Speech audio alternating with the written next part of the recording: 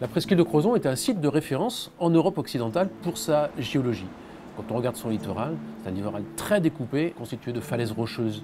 Pour nous, les géologues, ce sont des pages de lecture sur l'histoire de la Terre.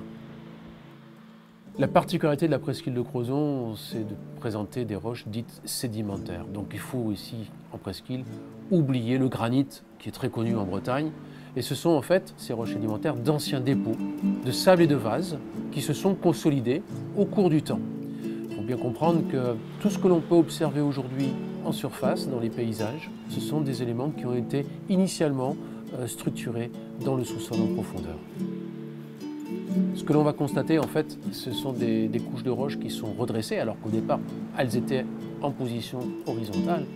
Et là, l'événement majeur qu'ont enregistré ces falaises, c'est la surrection d'une chaîne de montagnes. Certaines roches de la presqu'île de Crozon se sont formées alors que le point Bretagne était situé au niveau du pôle sud actuel. Et puis à un moment donné, ce point Bretagne, du fait de la migration et de la dynamique de la Terre, arrive en zone équatoriale. Et on trouve donc en fait des plateformes coralliennes qui aujourd'hui sont fossilisées.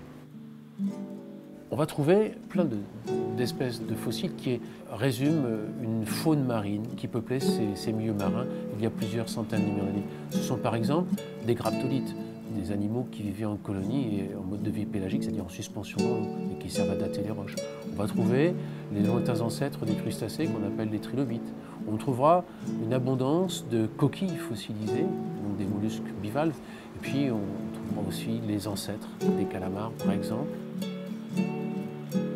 Aujourd'hui, en presqu'île, nous avons 27 sites qui sont répartis sur les 7 communes et qui, à eux seuls, constituent un véritable patrimoine géologique, aujourd'hui rassemblé au sein d'une réserve naturelle régionale qui va permettre de valoriser et de préserver cette géologie qui est spectaculaire et qui a surtout une valeur patrimoniale.